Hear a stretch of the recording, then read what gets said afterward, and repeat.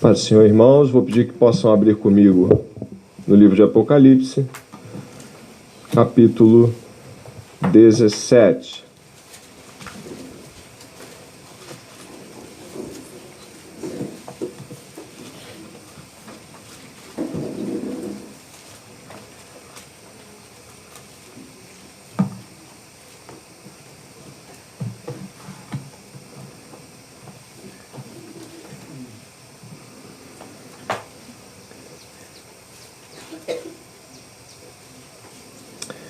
Apocalipse capítulo 17. Verso 1 diz assim a palavra do Senhor. Um dos 7 anjos que tinham as 7 taças veio e falou comigo, dizendo: Venha, vou lhe mostrar o julgamento da grande prostituta, que está sentada sobre muitas águas.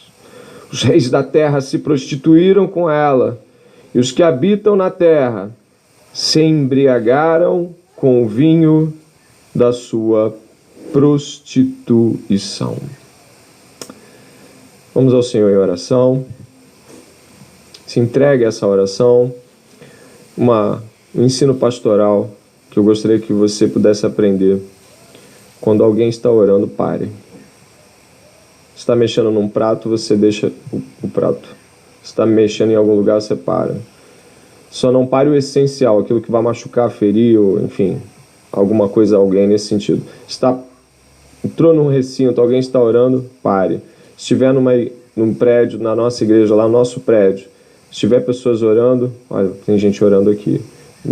A gente não está orando junto, então a gente pode ir para outro cômodo. Às vezes há um desafio muito grande de entender que quando se está orando, se está falando com Deus. Então, quando alguém estiver fazendo alguma coisa e souber que foi conclamado uma oração pública, né, como essa, pare. Não importa o que esteja fazendo, pare. Bom? Pai, em nome de Jesus, nessa manhã, pela Tua graça, nós estamos aqui. Como igreja, completamente dependentes da boa vontade de Deus. Graça é favor imerecido. Graça é a boa vontade de Deus dispensada aos pecadores, a criação corrompida. Precisamos da Tua graça aqui hoje, Senhor, para que os nossos corações se abram,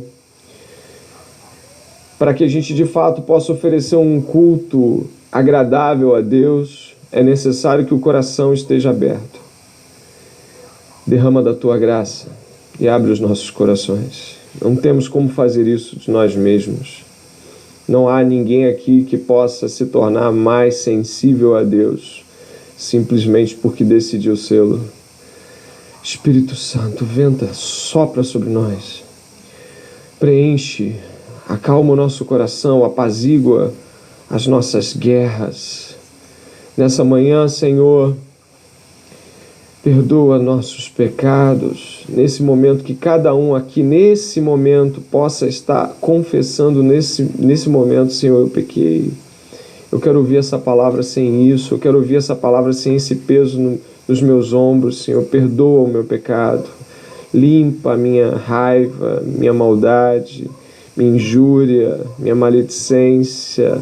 Senhor, nesse momento o povo clama, perdoa-nos. Em nome de Jesus, perdoa-nos, para que possamos entrar diante do trono do Senhor, na certeza de que confessamos os nossos pecados, estamos limpos, lavados e remidos pelo sangue de Jesus. Que o ensino dessa manhã não somente seja proveitoso para a mente, mas seja guardado pelo coração. Em nome de Jesus, amém.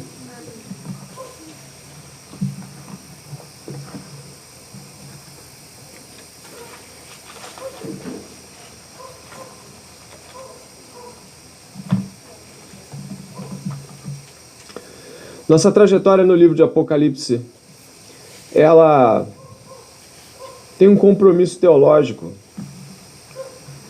de estar, de forma alguma, fugindo de controvérsias, mas estabelecendo uma ótica pastoral, teológica, hermenêutica, uma ótica onde nós estamos olhando para as Escrituras nos apropriando da palavra de Deus, tornando ela evidente em nossas vidas, através da graça do Senhor Jesus Cristo.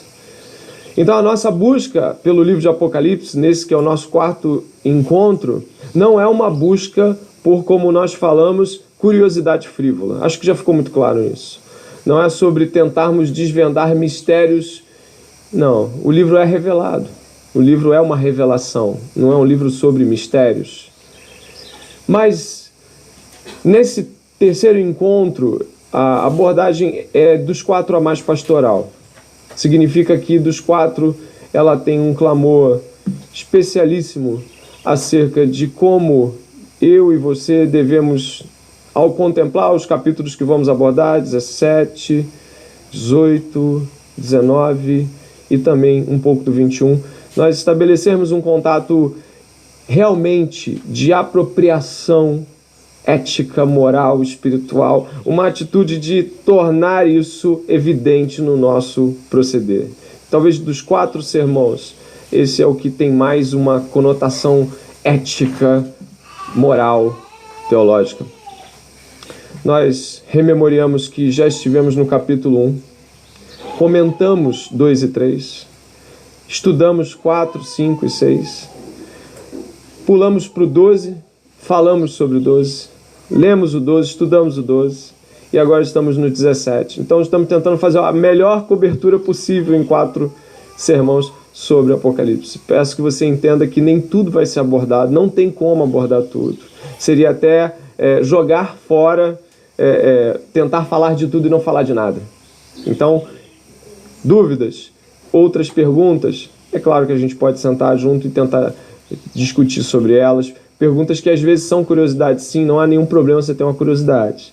Né? Como nós falamos no primeiro dia, o problema é tratar o Apocalipse como um mapa profético. Né? Aconteceu um terremoto, vamos ver lá se está chegando o dia. Vamos ver? Então não é isso. Portanto, a abordagem de hoje, ela visa ter um caráter mais ético-pastoral do que as demais. O capítulo que você leu, pode olhar, ele recebe título pelo editorial de A Grande Prostituta e a Besta. Na verdade, esses 3 capítulos, 17, 18 e 19, tratam de um assunto único. Mas antes de entrar nesse assunto único, eu gostaria de fazer aqui uma abertura, ou como gostam os retóricos, um exórdium, em Provérbios. Gostaria que você pudesse, por favor, ir comigo até o livro de Provérbios, para que nós possamos entrar no clima do que vem a ser esses capítulos. Precisamente, vamos olhar alguns provérbios. Provérbio 14, capítulo 14. Né?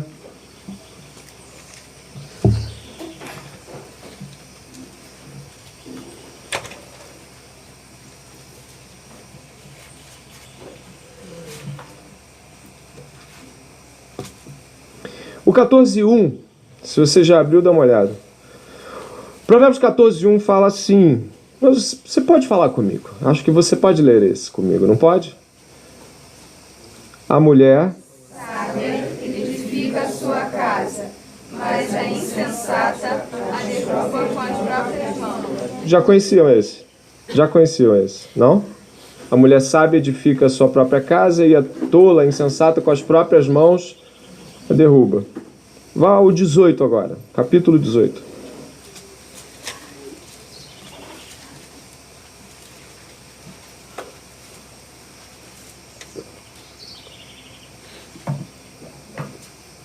O capítulo 18, a gente vai ler alguns provérbios. O provérbio 18, verso 1, diz assim: o solitário busca o seu próprio interesse e se opõe à verdadeira sabedoria. Essa palavra opõe aqui é muito importante para o nosso estudo de hoje. O verso 2 diz: o tolo não tem prazer no entendimento, mas apenas em externar o que pensa. Que provérbio poderoso esse, né? No mesmo capítulo, porém no verso 15, diz que o coração do sábio adquire o conhecimento e o ouvido dos sábios procura o saber. Vamos até Provérbios capítulo 19. Está bem pertinho. No verso 20 e 22, diz assim, eu vou ler: Ouça os conselhos e receba a instrução, para que você seja sábio a partir de agora. Há muitos planos no coração do ser humano, mas o propósito do Senhor permanecerá. O livro de Provérbios é um livro de muita sabedoria, um livro especialíssimo. E ele trabalha um estilo literário, um estilo de contraposição, onde ele está sempre colocando assim, ó, o sábio age assim, o tolo age de outro modo. Quase que no mesmo verso ele já está trabalhando os dois. Ele vai falar o seguinte, ó, a definição do certo é essa, a definição da reprovação é essa outra aqui. Ele vai dizer, ó, seja assim e não seja assim de modo nenhum. Ele vai dizer que aqui é o aprovado e aqui é o reprovado. Esses paralelos, eles são o modo da Bíblia demonstrar alguns aspectos muito claros, mas que para nós hoje, diante da nossa realidade de sociedade, eles não são bem-vindos ou bem acolhidos. Onde eu quero chegar com essa fala? O livro de Provérbios parece não ter um compromisso com a manutenção do ego. Não sei quantos de vocês, assim como eu, já se pegaram sendo completamente desafiados pelo livro de Provérbios. Sentimentos como ira, furor, raiva, inveja, vergonha, mentira, eles estão ali estampados em cenas vívidas do cotidiano. Acho que Provérbios tem essa dinâmica muito legal, de você ver o dia a dia. Vai falar da riqueza, da pobreza, vai falar de quem junta, de quem espalha, e vai fazer isso de um modo muito simples, mas de um modo que eu gostaria que você percebesse. Ele pega o aprovado e compara na hora com o reprovado. É muito rápido. Se você perder o insight, você já perde a definição. E é engraçado porque quando nós falamos dos dias de hoje, em termos de relacionamento humano e até mesmo dentro da igreja, nós temos dificuldade de agir assim. E por que eu vou te dizer isso? Deus, quando ele trabalha as escrituras, ele coloca, olha, eu aprovo isso e aprovo esse, eu desaprovo isso e desaprovo esse. Interessante o fato de que Deus não é somente conceitual, mas ele põe nome. Com isso eu concordo com esse tipo de prática e olha esse homem aqui que fez essa prática, eu concordo. Eu aprovo esse homem e na mesma hora desaprovo outro. Se você olhar a situação de Caim, preste bem atenção, por favor, a situação de Caim é uma situação muito complicada. Caim e seu irmão Abel oferecem sacrifício a Deus, ok? E ele, na mesma hora que vê o irmão sendo aprovado, vê ele sendo o quê? Reprovado. No mesmo instante, a cena não parece ser algo em que Caim e Abel ofereceram sacrifícios distantes. O cenário parece transportar a gente para a seguinte ideia: estavam oferecendo ali, Deus falou, recebo você e o que você ofertou, você não. Parece muito duro, e de fato é. Não sei quantos aqui conhecem a história de Nadab e Abiú. Nadab e Abiú estavam oferecendo fogo estranho. Sabe o que aconteceu com eles? Você sabe o que aconteceu com eles? Eles foram oferecer fogo estranho, foi acender lá com fogo estranho, acho que foi incensário, né? Se não me falha a memória. O que aconteceu? Consumiu eles. Se um fogo desse pega nas minhas filhas, eu vou ficar desesperado. Deus chegou para Arão e falou o negócio é o seguinte: eu não quero que você demonstre uma lágrima na frente do povo. Eu não quero que você mostre para esse povo que você está pranteando por esses filhos, não. E a lógica de Deus é muito simples. Eu não quero que você, diante deles, com a tua lágrima, me desaprove. Eu não quero que você demonstre para eles que eu sou injusto, porque eu sou justo. Eu disse para não oferecer esse fogo. Parece ser muito duro isso. Deus falar para um pai: eu não quero ver você pranteando na frente de ninguém. Teus filhos cometeram pecado. Teus filhos foram contra mim. Teus filhos me desonraram. Não quero ver você de rosto fechado. Quero ver você como se não tivesse acontecido, porque eu sou justo. Seus filhos são injustos. Naquele momento ali existe uma contraposição terrível. Os sentimentos de um pai e a justiça de Deus. Naquele momento ali há um pai certamente vendo seus filhos queimados, mortos, e um Deus dizendo: a minha justiça e a minha santidade são maiores do que o seu sentimento. A minha justiça e a minha pureza, a minha beleza são superiores a qualquer sentimento humano, por mais justo que ele se pareça. Você está entendendo isso? Até aí chegou? David está me ouvindo aí, que consegue, né? Isso parece ser algo assim que, num primeiro momento, nos força a pensar seriamente sobre como externalizamos ou introjetamos as realidades que Deus coloca diante de nós. Isso confronta. Parece que Deus não tem nenhum problema em aprovar ou desaprovar alguém publicamente. Você ouviu isso? Publicamente. Parece que Deus não tem compromisso com o ego de ninguém. O que é errado é errado, o que é certo, e o que é errado vai ficar muito latente, e o que é cego vai ficar muito latente. O que é errado vai ficar muito latente, e o que é certo vai ficar muito latente. Os dois vão ficar evidentes. É necessário que o que esteja É assim que termina o Apocalipse, né? O injusto continue praticando sua injustiça. Fica meio nítido que ele é injusto. O livro de Malaquias termina assim também, não é? Olha, no fim das contas, você vai ver quem é justo e quem é injusto. Deus parece não ter, e eu não digo nem apenas parece, mas parece que Deus não está compromissado com nenhuma, preste atenção nesse começo de introdução de sermão, nenhuma demanda pessoal acerca de nossos compromissos com o nosso ego. O nosso lemazinho pessoal, sabe qual é? Nosso lemazinho pessoal é assim: você pode falar o que quiser de mim, só fala na minha cara e não me compara com ninguém. Vou repetir. Fale o que você quiser, só não me compare. Você já falou isso? Eu já falei. Onde eu quero chegar? Quando a gente fala isso, você acha mesmo que a gente está preocupado em ser comparado com Jesus Cristo? Porque com ele a gente perde sempre. Mas você acha que uma pessoa que fala assim, presta atenção, pode falar o que quiser de mim, só não me compare. Isso mexe no meu orgulho.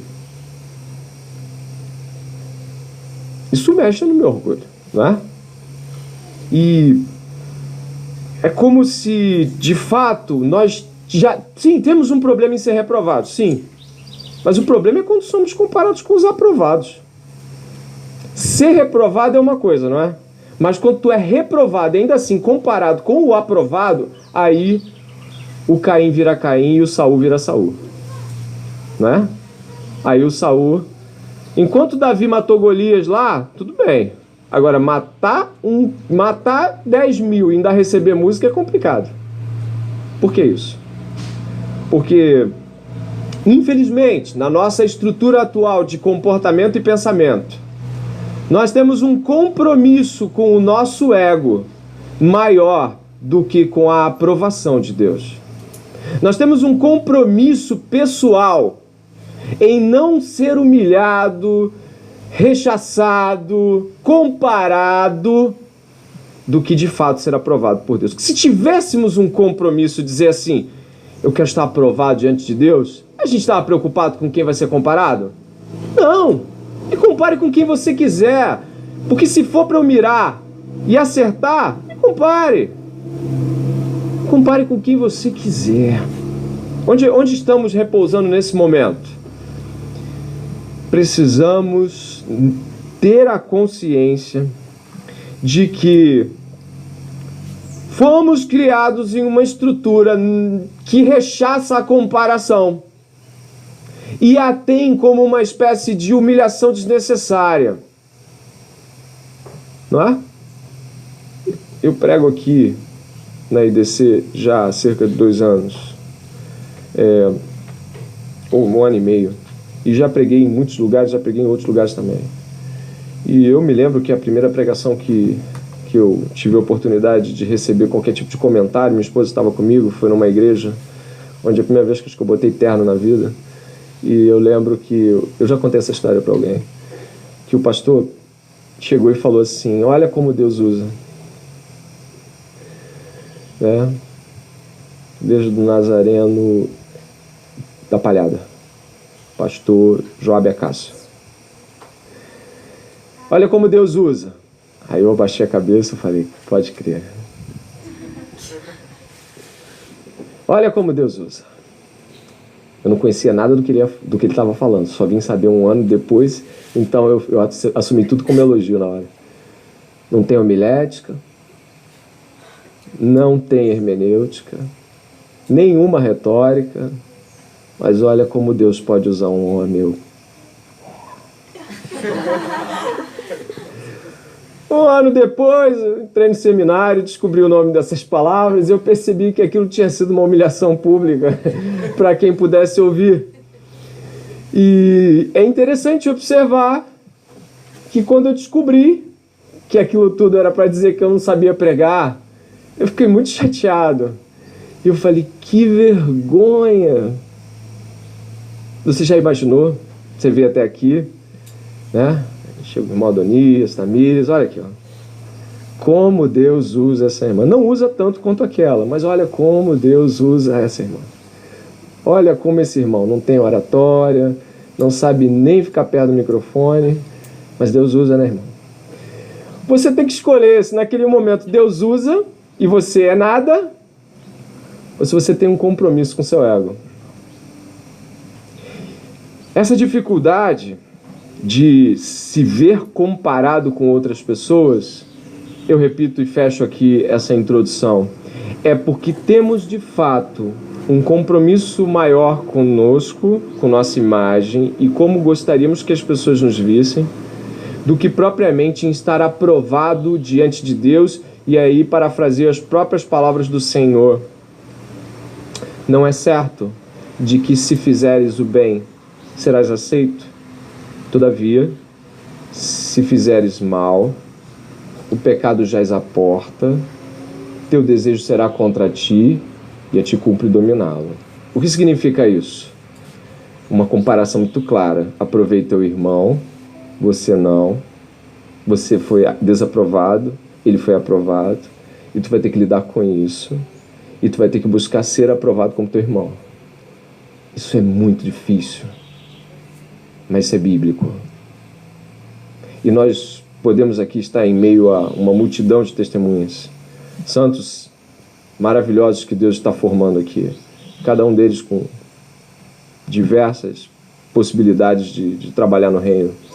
Mas ainda assim, o nosso maior compromisso precisa ser em estar aprovado diante de Deus. Não sobre méritos, acho que todo mundo entendeu aqui a conotação, mas sobre o fato de que um compromisso com o ego, um compromisso com a solidez da sua própria personalidade mitificada diante das pessoas, porque de fato, se você está tentando construir algo em cima do ego, você vai construir um mito e ele vai cair.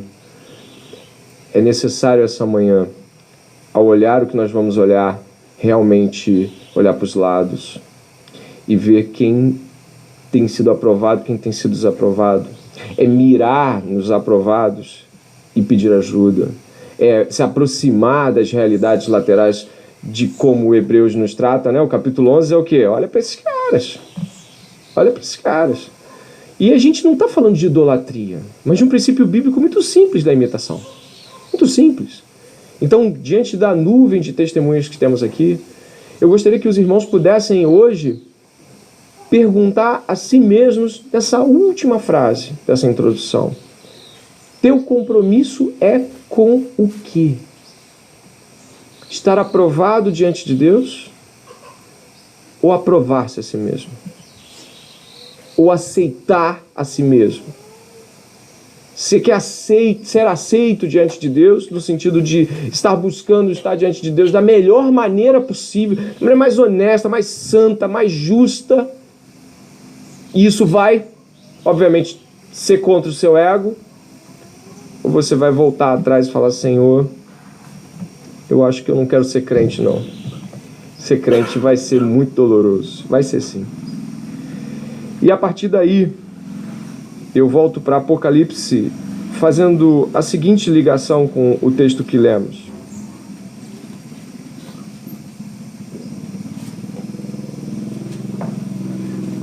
O livro de Apocalipse traça paralelos. Ou seja, o livro de Apocalipse ele faz comparações, ele olha para um lado e olha para o outro. Nós estamos aqui no 17, 18, 19, na seção mais comprida, maior, mais longa.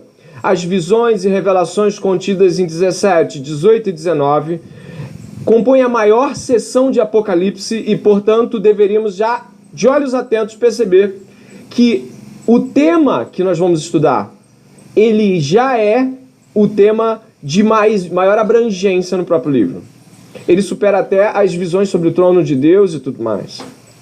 Esse livro foi feito com figuras representativas e elas são figuras comparativas.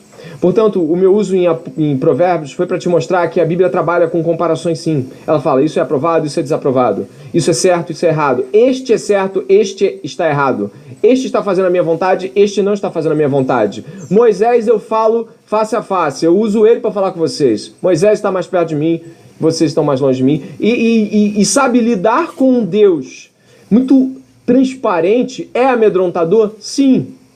Deus espera que nós sejamos pessoas transparentes, não violentas na fala, não pessoas maldosas na tentativa de ferir as pessoas, fazer comparações odiosas, de forma alguma. Mas o que eu quero te chamar a atenção é de que todo o livro de Apocalipse é feito com esses paralelos.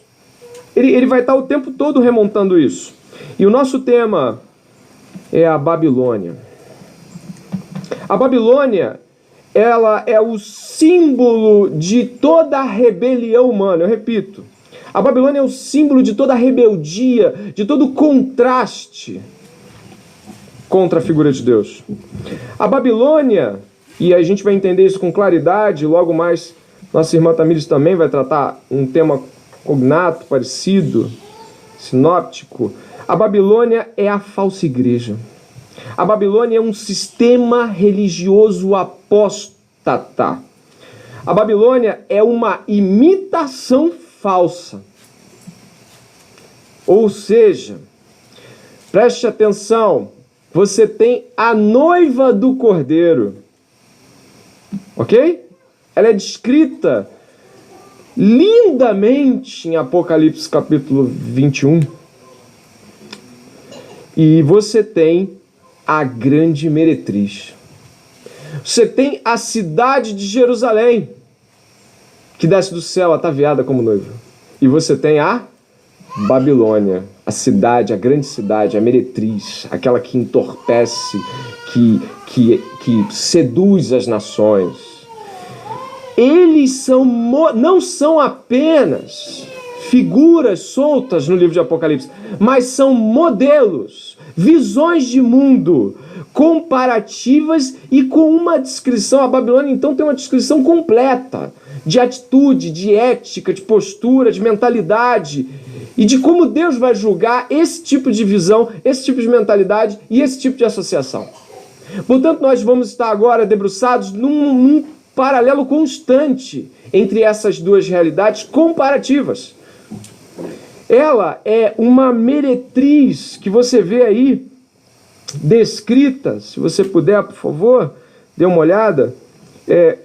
O verso 3, o anjo me transportou no espírito a um deserto e viu o quê? Uma mulher. O que você viu no capítulo 12 de Apocalipse? Uma mulher. E ela guardava dentro de si um filho, que era o Messias. A mulher aqui não é aquela do capítulo 12. Ela é uma imitação. Ela é a tentativa satânica de uma falsa religião, de uma imitação. Ela é uma imitação profanada daquela mulher do capítulo 12. Ela é uma imitação corrompida. Existe um corpo santo, puro, que é a igreja. Foi comprada pelo sangue do Cordeiro. No Apocalipse claramente é identificado, preste atenção, a identificação de Apocalipse para a mulher que carrega no ventre um filho, o Messias, é de que ela dá a luz a Jesus Cristo. ela é perseguida após esse momento. Vocês lembram disso? Eu não vou ler de novo o 12. Ela é perseguida e sai da boca do dragão, Satanás, a antiga serpente, sai como torrentes de água, ou seja, é como se ela fosse tentada por uma multidão de pessoas, como se ela fosse tentada pelo próprio mundo inteiro. Diz também sobre os santos que compõem a figura dessa mulher que eles são martirizados. Não é assim que a gente lê o 6º selo? Eles estão lá esperando a própria morte. Ela sofre e ela é vítima de todo tipo de tribulação. Diz também que ela é perseguida e ela não vai para um oásis. Vocês lembram? Ela é sustentada no deserto. Essa mulher é construída dessa forma. E no capítulo 21, um anjo forte e poderoso diz: vem, João, eu quero te mostrar uma coisa. E quando João abre os olhos, o anjo fala: é a noiva do Cordeiro. O anjo começa a descrever lindamente, como vamos ler depois, a beleza da cidade santa. Então existe aqui uma verdadeira religião. Uma religião perseguida pelo dragão. Uma religião que não tem um oásis nessa terra, mas um deserto sustentado por Deus. Uma igreja, uma noiva, que de modo algum pode exigir que não seja perseguida, já que o filho com o qual ela deu à luz, o Messias, foi perseguido. Em contraponto, onde nós estamos, nós temos a falsa noiva, ou noiva nenhuma, mas a prostituta. Ela vai ser identificada em contraste com a mulher do capítulo 12. Você percebe que é uma falsa religião quando você contrasta o culto dela. Repare o culto dela que está no capítulo 17, verso 2. Diz assim: os reis da terra se prostituíram com ela, e os que habitam na terra se embriagaram com o vinho da sua prostituição. Preste atenção no contraste, essa meretriz, essa prostituta, ela é uma cidade, mas também personificada pela ideia de uma mulher, fazendo um contraponto com a noiva de Cristo. Ela não usa o corpo para oferecer o corpo como sacrifício vivo, santo e agradável a Deus, em prol dos próprios irmãos, em favor do outro. Ela não usa o corpo em sacrifício ela usa o corpo para prostituir-se e sentir prazer. Existe então aqui já um primeiro ponto ético, até mesmo da nossa relação com o que estamos tratando aqui. O seu corpo não pode ser como o dela, porque o dela é para sentir prazer para si mesmo, é para prostituir-se, ou seja, ter a consciência do certo e fazer o errado em prol da sua própria concupiscência. Então, nesse culto satânico, essa mulher, ela não parte o pão, ela toma o bocado e segue.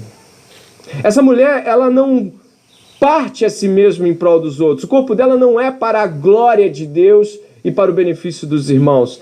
É para vender-se, vilipendiar-se, trocar-se. Essa mulher, ela também embriaga os homens da terra, os reis, os habitantes da terra, com o vinho da sua prostituição. Então, se nós temos no corpo de Cristo o sacrifício vivo, no corpo dessa mulher nós temos a prostituição. E se nós temos no cálice do Senhor o sangue da aliança redentiva, esse aqui é para embriagar-se. E dê uma olhada no verso 6, de que é composto esse sangue. Então vi a mulher embriagada com o sangue do quê? Dos santos e com o sangue das testemunhas de Jesus. E quando vi, admirei-me com grande espanto. Eis aí a Eucaristia satânica, o corpo para a prostituição e a alegria em escarnecer, martirizar e beber o sangue dos santos. Ela tem seu próprio culto, ela tem sua própria ceia, ela tem os seus próprios significados para a vida. E eles são completamente contrapostos. Jesus dá o seu sangue e dá o seu corpo. Essa mulher oferece seu corpo em prostituição e bebe o sangue dos santos. É um culto, é uma religião, é uma falsa religião, uma religião satânica. Nós devemos, nesse momento, pensar acerca de nós mesmos. Se o nosso corpo, como diz Romanos capítulo 12, verso 1 e 2, é sacrifício vivo, santo e agradável, ou o nosso corpo é instrumento para sentir prazer para nós mesmos. Por favor, pense nisso. Mas pense nisso como? Cara, essa afirmação é de todo abrangente, mas nós podemos lidar com a própria preguiça em servir e ofertar o seu corpo para outros, a própria maneira como nós lidamos com o culto público, onde, puxa, se às vezes a gente montar uma brincadeira, tá todo mundo pulando, mas ninguém fala assim, eu vou dormir mais cedo para estar bem. Eu vou cultuar o Senhor com o meu corpo pleno. Eu vou cantar, eu vou abrir a boca. Às vezes fazemos contraposições pequenas e bobas, mas a verdade é que o nosso corpo expressa o modo como estamos ou não sacrificando para Deus ou para nós mesmos. Essa mulher significa prazer para mim. A noiva de Cristo meu corpo é oferta em sacrifício ao outro. Para que é o seu corpo? Em seguida, nós temos... Vai pensando nisso tudo, por favor. Em seguida, nós temos, do verso 1 ao verso 15, a clara evidência de que não se trata de um culto local, mas de um culto para todas as nações. O verso 1 vai dizer, venha, vou lhe mostrar o julgamento da grande prostituta que está assentada sobre muitas águas, ou seja, sobre todos os cantos possíveis, onde você imagina que planta uma igreja. Vamos plantar uma igreja lá no meio do sertão. Pode ter certeza que lá já estão congregados a grande Babilônia e seu culto satânico. Entende o que eu quero dizer? Onde quer que você plante uma igreja, tenha certeza de que lá Satanás já chegou. Se você for plantar uma igreja no meio do deserto, no meio de uma tribo nômade, Satanás já tem culto lá, pode ter certeza. Então, quando você planta uma igreja, o que você está fazendo é chutar as portas do inferno, entrar dentro de um lugar, plantar uma igreja, e Satanás vai falar, você aqui? Por isso que as portas do inferno não prevalecerão contra a igreja de Cristo. Ela sai chutando por aí, ela sai plantando igrejas onde as congregações da Babilônia já estão erguidas. Não existe essa de gente sem religião. Ou você está na verdadeira religião, ou você está na falsa religião. Ou você está cultuando a Deus como noiva de Cristo, ou você está cultuando a grande meretriz. Não há pessoas sem religião. Todos no mundo estão congregados em uma igreja. Tenha clara e certeza disso. Isso vai ser aprofundado ainda hoje. Todos no mundo estão em alguma igreja. Todos pertencem a alguém. E depois que nós vimos esse culto satânico, essa eucaristia apóstata, com o sangue dos santos e o corpo da prostituição, nós seguimos e vimos a influência dela no mundo. Ela está sobre todas as nações e águas. Então ela não é apenas... Eu gostaria que, por favor... A Babilônia não é apenas uma cultura sem Deus. É uma cultura contra Deus. Isso muda muito.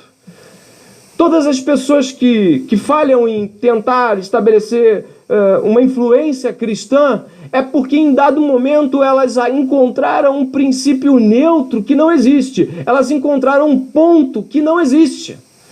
O ponto de contato, de diálogo é uma coisa, dizer que isso não está infectado com a cultura da Babilônia é outra. O ponto de contato que estabelece um diálogo é uma coisa. Dizer que Satanás já não chegou lá e já fez o que tinha que fazer é outra. Ele já fez. O culto dele vai em tudo e em todos. Fica muito difícil compreender algum cristão, que não consegue viver num mundo desse sem examinar cada uma das coisas. Por favor, tenha vergonha na cara. Não cante músicas que são apóstatas. Eu, às vezes, vejo pessoas cantando músicas apóstatas. Sabe o que é uma música apóstata? É uma música que está em contraposição àquilo que Cristo fez na cruz, a obra redentiva. Algumas pessoas cantam amor. Amor. Essa palavra tem valor para você? Para mim ela tem. João 3,16. Porque Deus amou o mundo de tal maneira e deu o seu único filho. Para mim, amor é isso. Se você canta amor com outra língua, você cede a Babilônia. O amor é o que a Bíblia diz que é, ou quando eu quero ouvir uma música que eu gosto, eu canto amor de outro jeito. É muito difícil lidar com isso porque esses dias eu estava pensando quando nós começamos a caminhada 10 anos atrás.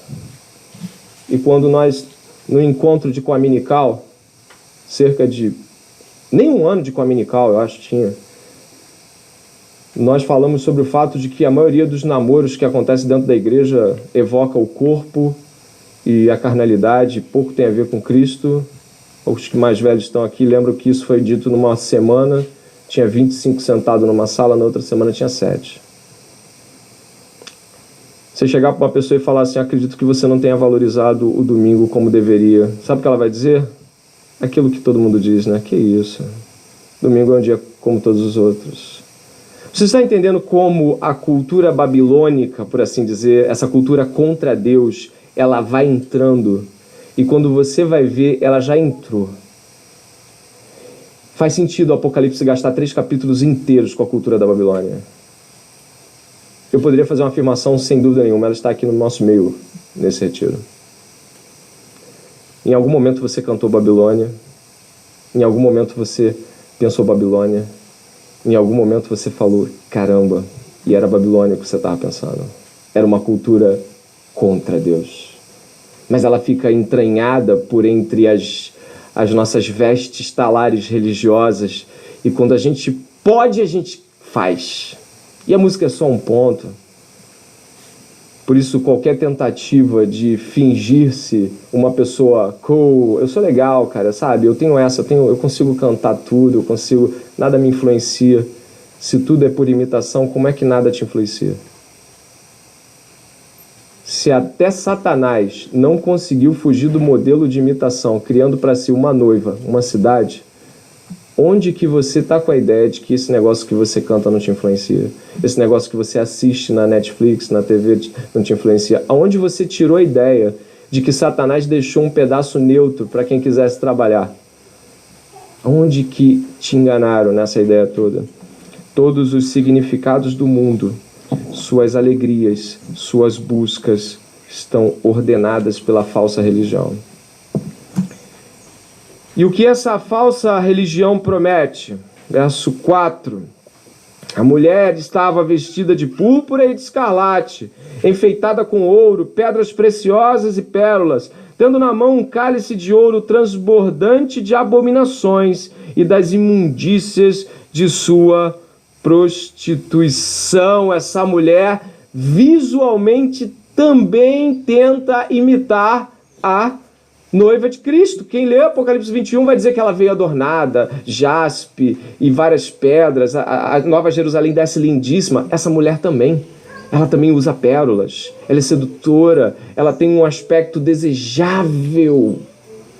Mas quando você vai beber o cálice dela, é um cálice de abominações. Então, na aparência, ela te traz para perto. E só depois que você ingere, percebe que é mal. É a aparência da fruta do conhecimento do bem e do mal. Beleza, desejo. É a pauta dessa mulher. Escarlate, pérolas, ouro. Então, ela ostenta luxo e riqueza. Escarlate era muito caro você comprar esse tipo de cor. Púrpura, escarlate eram cores muito difíceis de você fazer na antiguidade. No século I, você tinha que ter dinheiro para comprar isso. Ou você compra comida, ou você compra um tecido roxo. Um tecido vermelho é difícil, você está entendendo? Então o que ela está dizendo é, eu tenho grana, eu tenho dinheiro, eu tenho ostentação. Se você quiser seguir a pauta da grande meretriz, é só você deixar que um pedacinho assim da sua vida seja orientado por dinheiro, descanso, aquele descanso que eu digo não descanso bom, mas aquela questão do conforto excessivo, de brigar pelo conforto, lutar, planejar pelo conforto. Planejar pelo dinheiro, ordenar-se pelo dinheiro. É isso que ela oferece. Cristãos também caem nesse engano, não tenha dúvida. Eles vivem, em vários momentos, se veem assim, poxa, mas eu não vou fazer isso porque isso não dá dinheiro. Se eu fizer essa escolha profissional, minha família vai me matar porque essa escolha profissional não dá dinheiro. Como é que eu vou fazer? Tem gente que fala assim, eu só vou namorar quando eu tiver uma situação muito, muito boa a ponto de eu comprar uma casa. Que negócio é esse? Eu não entendi esse negócio. Agora, casamento tem que também, assim, você já tem 7 contas de poupança para você começar a pensar em casa. Isso não existe, mas isso é um modo mundano de estabelecer os princípios divinos dentro da sua e da minha mente. Tem um outro ponto. Ela seduz. Repare que essa mulher, que desde o verso 4 até o verso 6, ela seduz, ela embriaga. O que é embriagar aqui? É tornar essas pessoas fora da sua possibilidade de escolha. Eu vou dizer uma coisa sobre o pecado que eu acho que você já experimentou e eu também, por ser pecador. Quando você está sob a influência do pecado, diretamente cometendo ele, você não responde normalmente. Você não sente normalmente. Você não gosta do que deveria gostar. Você não reage como deveria reagir. Não é verdade? E o que é embriagar-se? Exatamente isso. Você não responde como deveria. Você não age como deveria. Você não consegue calcular como deveria. O embriagado, muitas vezes, ele é carregado por alguém. Então essa mulher tem o poder de deixar com que aqueles que ela embebeda se tornem suscetíveis ao seu comando. Se você está em pecado, em nome de Jesus, confesse. E alcança a misericórdia de imediato. O Senhor é bom. Mas não se permita embriagar-se, porque senão você vai ser levado pelos enganos dela. A grande Babilônia, ela ilude, embriaga e carrega para si. E é interessante observar que ela é uma prostituta sedutora. Oséias, o livro de Oséias fala que tem 2 coisas que tiram o senso da pessoa: o vinho, o mosto e a sensualidade. E vinho e mosto ali carregam quase que uma expressão cognata para dizer a bebida forte. Ou seja, a sensualidade, o ato de se permitir conduzir pela vontade, pelo corpo alheio, ou por sentir prazer através do ato sexual ou de coisas parecidas, ela torna a pessoa completamente perdida e entregue à grande prostituta. A maioria aqui é solteiro. E quando estiver namorando ou não importa, o noivado, o casado vai estar com possibilidades de se ver em algum momento inclinado a sentir ou desejar o que não pode, o que não deve. Então, se a Bíblia carrega para essa mulher, essa noiva falsa, um significado tão profundo, né? Ela é uma prostituta lasciva, sedutora. Acredito que a Bíblia ela já vai lançar um contraponto direto a qualquer tentativa nossa de encobrir esse tipo de sentimento. Você tem lascívia, você tem problemas com questões sexuais, você tem que buscar ajuda, você tem que se entregar à ajuda, falar, me ajuda, eu não posso ter relação com esse tipo de comportamento, é inaceitável. Não, sabe, o problema disso é a vergonha que a gente tem de falar dessas coisas, mas a Bíblia está dizendo, não se pareça com coisas que se liguem a essa mulher. Luxo, riqueza, sensualidade, esses são símbolos. Olha para o carnaval. Olha para os programas de TV, olha para as propostas, olha para os seus amigos de faculdade. O que eles falam? Sobre o que eles planejam, o que eles desejam, não é isso? É a Babilônia, escrita. Mas aí vem algo terrível sobre essa Babilônia. O início ou o anúncio do juízo, capítulo 18. O capítulo 18 avança dizendo que ela vai cair. E ela já aponta isso como fato certo. Caiu a Babilônia. E no verso 4, há um grito que muito me lembra, e provavelmente John Bunyan, inspirado por esse trecho, falou, aquele comecinho do livro, onde trata, fuja da ira que virá, fuja da cidade amaldiçoada em que você está, peregrino. Diz o verso 4, ouvi outra voz do céu dizendo, presta atenção, saiam dela, povo meu, para que vocês não sejam cúmplices em seus pecados e para que os seus flagelos não caiam sobre vocês. Não está dizendo que o povo de Deus vai ter o fim do juízo, mas está dizendo que o povo de Deus pode sentir o peso do pecado e das perversidades que essa mulher traz e carrega sobre si. No capítulo 18 vai dizer que a própria ruína dela é aquela busca que ela teve, além de Deus, depois de jogá-la no lago de fogo, de enxofre e todos os seus partidários, ele vai dizer que a ruína dessa mulher, ela é peso sobre si própria. Deuteronômio, no trecho onde Jonathan Edwards vai falar, vai dizer que os pecados se acumulam de tal forma que no resvalar do seu pé você cai, porque ela mesma é ruína para si mesma.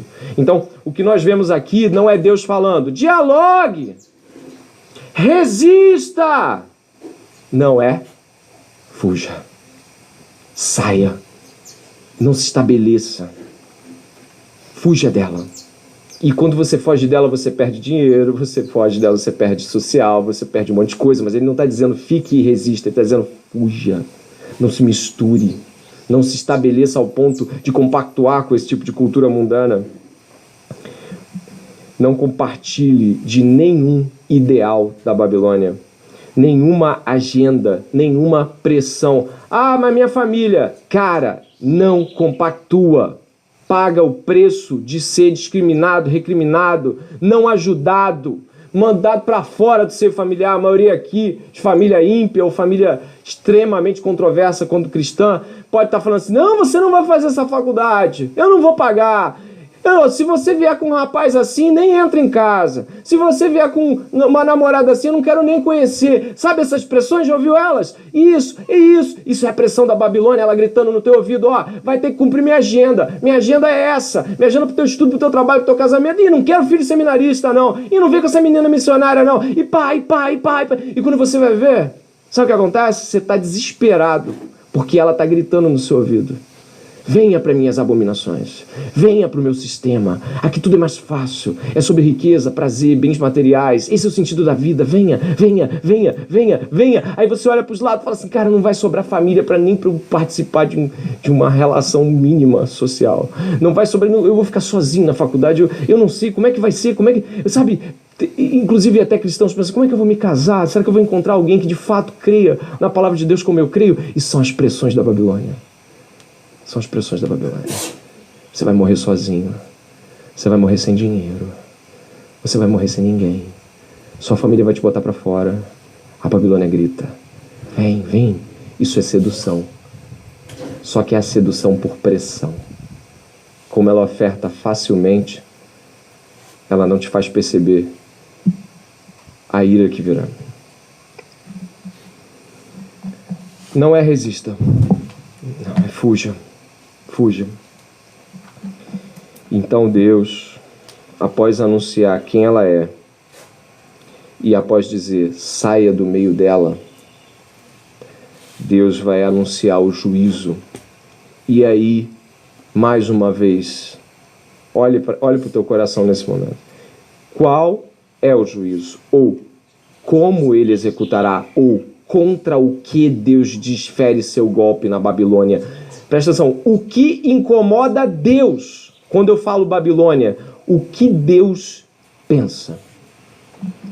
O verso, no capítulo 18, depois que você leu, saiam dela, Deus vai falar assim, verso 5, porque os pecados dela se acumularam até o céu, e Deus se lembrou das injustiças que ela praticou.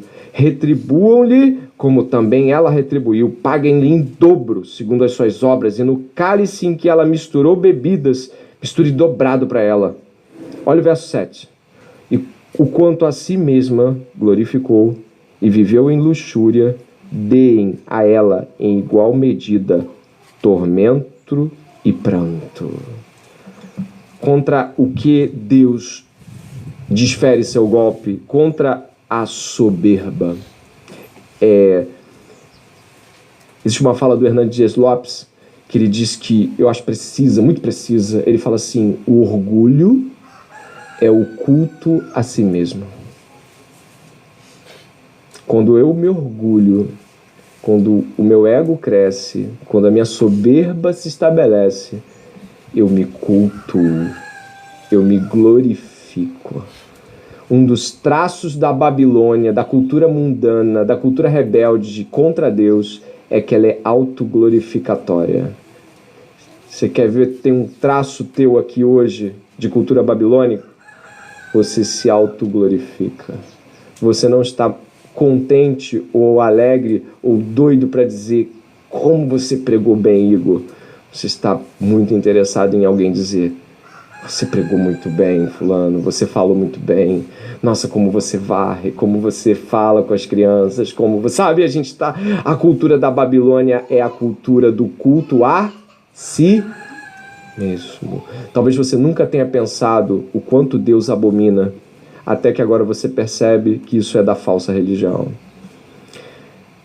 E sabia que isso está na lista dos pecados aceitáveis pelos cristãos? Porque tem aqueles... Nem cometa, porque você vai ser destruído, né? Na sociedade eclesiástica. Mas tem aqueles que ficam ali, né? O orgulho, a mentira, a soberba da vida, né? Esses pequenos traços de eu consigo, eu vou conquistar, minha família vai ver. Sabe aquelas coisas que você quer mostrar, né? Tipo, eu sei, e você vê isso até em cântico, né? Não há necessidade, você já lembrou, eu lembrei agora daquele, né? Não me ajudou a passar na prova, a gente vai ver isso. O que acontece? A cultura babilônica está no nosso meio aqui no Retiro. Acene com a cabeça se você às vezes não tem um compromisso sério com a autoglorificação. Temos sim. E Deus vai destruir isso. A soberba precede a ruína. E Deus vai desferir um golpe contra a luxúria. Está também no verso 7. O que é a luxúria? É o culto ao prazer e a sensualidade e a flexibilidade de liberar-se a si mesmo para fazer o que quiser. Deus destruirá esse sistema mundano. A igreja apóstata tem um lema: bens materiais e prazer são as coisas mais importantes do mundo. Esse é o mandamento da igreja apóstata. Bens materiais e prazer pessoal são as coisas mais importantes do mundo. Esse precisa ser o contralema seu. Mais bem-aventurado é dar do que receber. E prazer não, sacrifício por Deus. Ué, mas é pecado sentir prazer? Não. É pecado viver pelo prazer. É pecado viver para sentir prazer naquilo que os ímpios sentem. E aí, a ruína da Babilônia, observe aí, estamos indo para o fim. A ruína da Babilônia, que começa no verso 21 e vai até o verso 24, a gente pode ler. Capítulo 18. Então um anjo forte levantou uma pedra do tamanho de uma grande pedra de moinho e lançou-a no mar, dizendo assim, com ímpeto: será lançado a Babilônia, a grande cidade, nunca mais será achada. Em você nunca mais será ouvido o som dos arpistas, de músicos, de tocadores de flauta e de trombeta. Em você nunca mais se achará artífice nenhum de qualquer arte que seja, e nunca jamais se ouvirá em você o ruído de pedra de moinho. Também nunca mais brilhará em você a luz de uma lamparina, e nunca mais se ouvirá em você a voz de noivo ou de noiva, pois os seus mercadores foram os grandes da terra, porque com sua feitiçaria você seduziu todas as nações, e nela foi encontrado o sangue de profetas, de santos e de todos os que foram mortos sobre a terra. Aqui vai falar da Babilônia no seu estado mais completo de existência. Vive pelo entretenimento, vive para casar-se e dar-se em casamento, vive para seus artífices e mercadores, mas em nenhum momento você vê citações sobre verdade, justiça, bondade e amor. A Babilônia é a vida por isso, por viver o que há nesse tempo, é por viver o que há diante do visível, diante do palpável.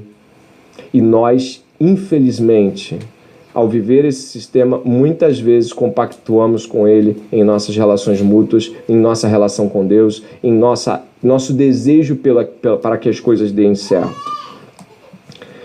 O capítulo 19 diz assim: depois dessas coisas, ouvi no céu o que parecia ser a voz forte de uma grande multidão dizendo: Aleluia! A salvação, a glória e o poder são do nosso Deus, porque verdadeiros e justos são os seus juízos, pois julgou a grande prostituta que corrompia a terra com sua prostituição, e das mãos dela vingou o sangue dos seus servos. E disseram pela segunda vez: Aleluia! E a sua fumaça sobe para todo sempre. Os 24 anciãos e os 4 seres viventes se prostraram e adoraram a Deus que está sentado no trono, dizendo: Amém! Aleluia! Há um alívio quando a prostituta é derrubada, quando a cidade da meretriz é arrasada. Os céus proclamam: Deus, obrigado! Acabou esse tormento! Eu vou usar uma fala de um irmão nosso aqui, o nosso querido irmão Marcos, que me presenteou com essa bênção hoje de manhã dessa fala. Ele falou assim: André, quando a gente se converte, a nossa única ou maior frustração é pecar. Eu falei: Marcos, meu Deus, verdade. O crente devia ficar muito frustrado e triste. Sabe com o quê? Quando ele peca.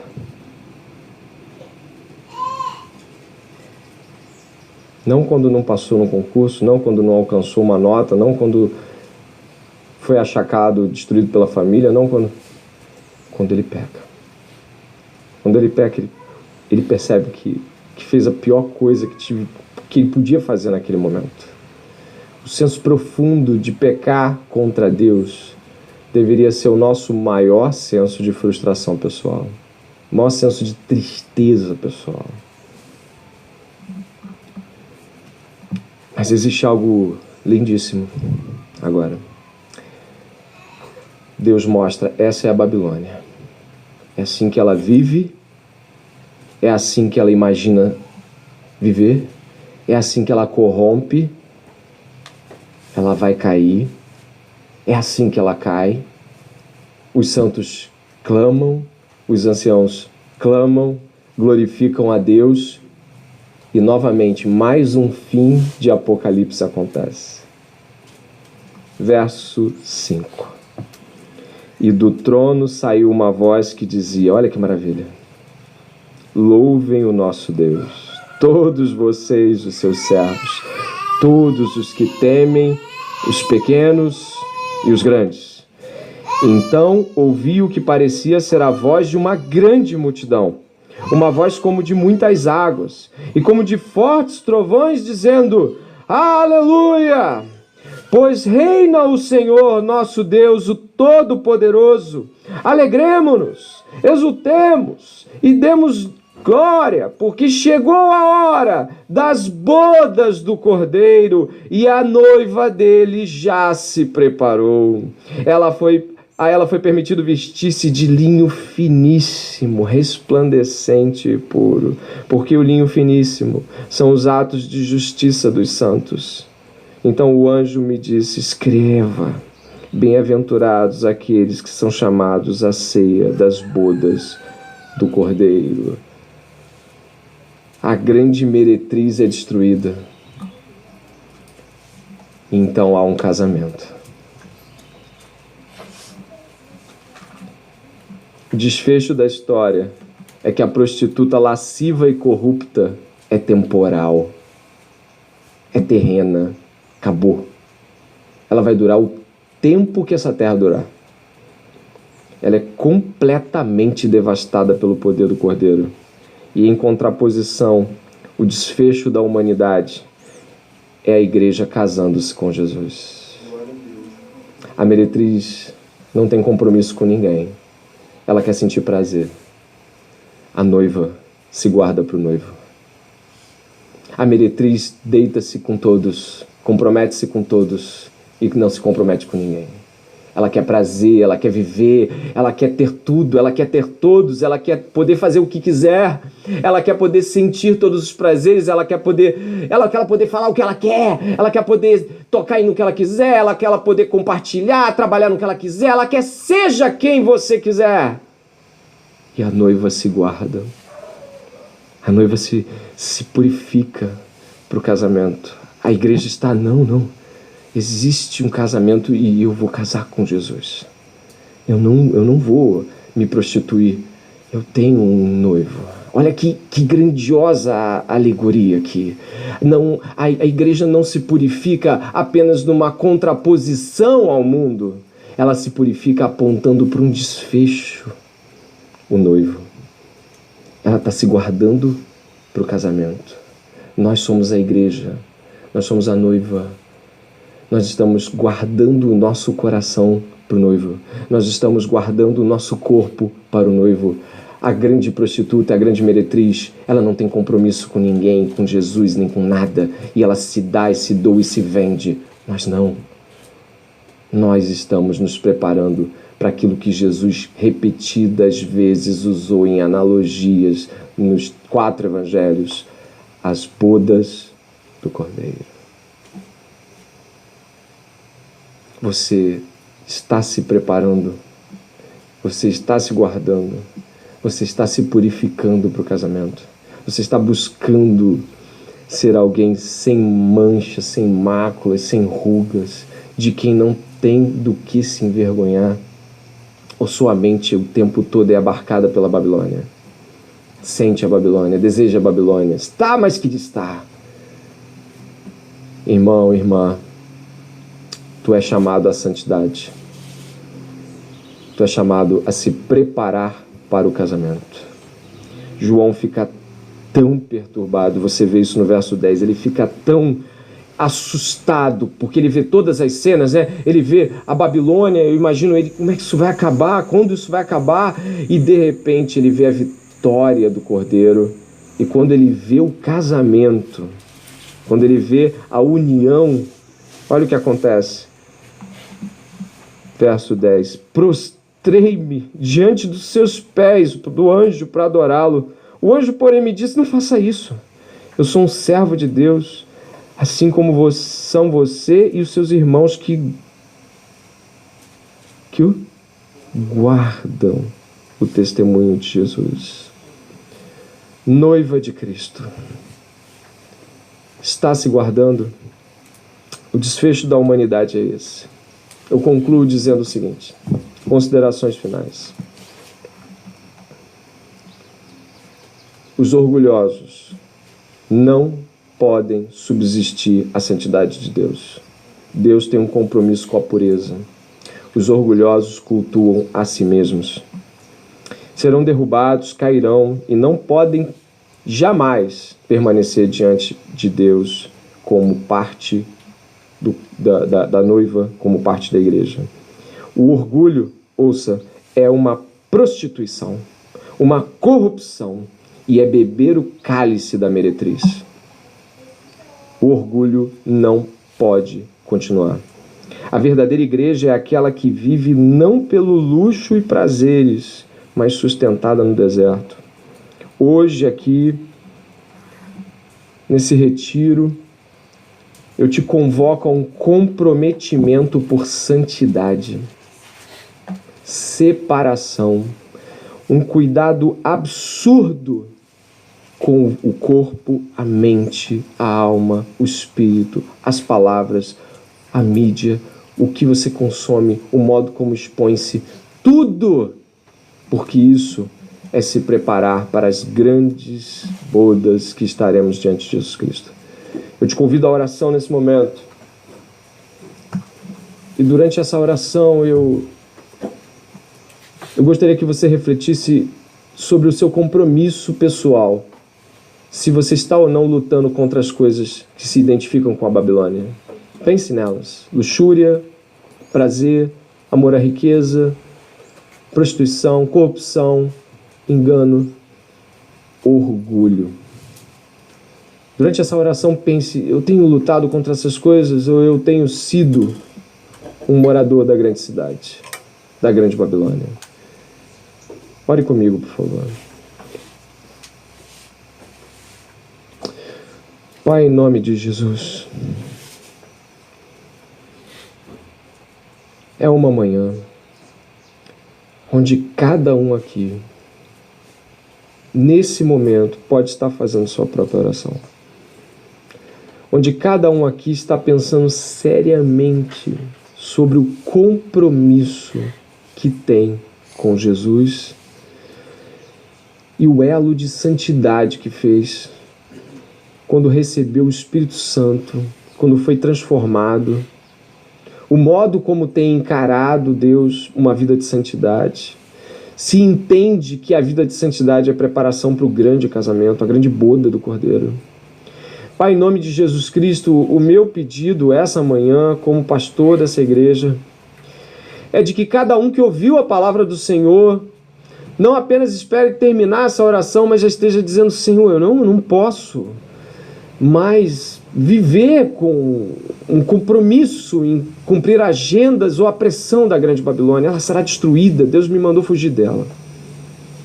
Senhor, por favor, que nessa manhã aqueles que têm compromisso com o seu próprio corpo, seja expondo ele para outras pessoas, beleza física do ponto de vista exibicionista, de querer mostrar que os braços têm músculos, que os seios estão em pé, que braços e pernas são belos. Gente que não somente fica bonita para que outros possam estar bem com ela, mas para que outros possam ver. Deus, isso é luxúria, isso é sensualidade, Deus.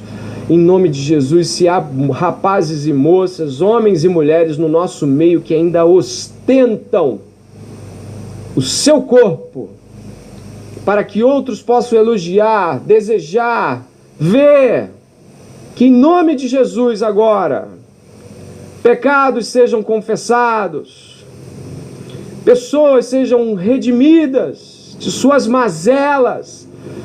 Achava que Deus não tinha visto, mas Deus viu. Achava que Deus não condenava e Deus está dizendo: não vai entrar. Isso não sobe.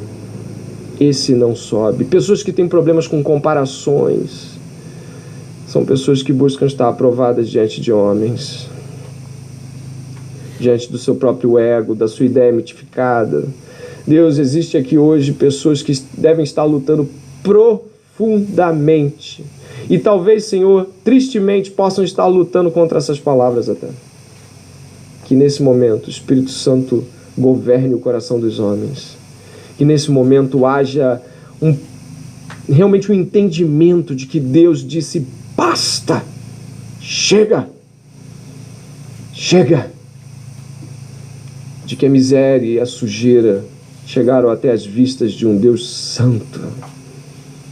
O Deus de Arão, o Deus de Moisés, o Deus que consome a iniquidade e destrói ela, porque diante dos seus olhos ela não pode ficar. Que nessa manhã, Pai, nós, igreja, sejamos purificados por Jesus, santificados pelo Espírito Santo. Que aquele que ainda não te procurou para orar e falar: Deus, eu estou aqui, tem misericórdia de mim. Que aquele que ainda não teve uma oração que rasgou o coração para Deus, dizendo: eu sou um adorador, eu sou um admirador, eu tenho sido influenciado pela Babilônia, Senhor, tem misericórdia de mim. Eu tenho buscado o que estes buscam, tem misericórdia de mim. Deus, que hajam orações de entrega e santidade ao fim desse culto. Orações que de fato sejam de pessoas que compreendem o quão são influenciadas pela Babilônia e seu sistema desgraçado, impetuoso, apóstata. Perdoa os nossos pecados. Perdoa-nos, Senhor. Perdoa-nos, Senhor. E em nome de Jesus, que todo orgulho caia por terra. Aleluia. Glórias a Deus. E que o orgulho seja algo contra o qual eu e meus irmãos não vamos mais sossegar um dia sequer. Vamos lutar, vamos expulsar em nome de Jesus. Não vamos dar espaço, Senhor. Nos comparem com quem quiser comparar. Se for para melhorar, a gente aceita, a gente quer, a gente precisa desejar que todo tipo de busca justa e correta, mesmo que doa, mesmo que se ofenda, mesmo que entristeça, mesmo que naquele momento eu me sinta pequeno perto daquela pessoa, mesmo que naquele momento eu me sinta nada, vai ser realmente um momento maravilhoso onde o Senhor vai estar trabalhando a humildade. Que em nome de Jesus, esse terceiro dia de retiro possa nos trazer esse senso profundo da santidade de Deus e de como noiva estamos nos preparando para Ele. Em nome de Jesus oramos. Amém. Glórias a Deus. Se você não está na escala, você pode ter um momento com Deus agora. Você pode ter um momento individual. Em seguida, se você tem algo a confessar, procure seu discipulador, procure sua discipuladora. Fala. Deus está chamando a santidade. Então que sejamos aqueles que respondem amém. Deus abençoe a todos.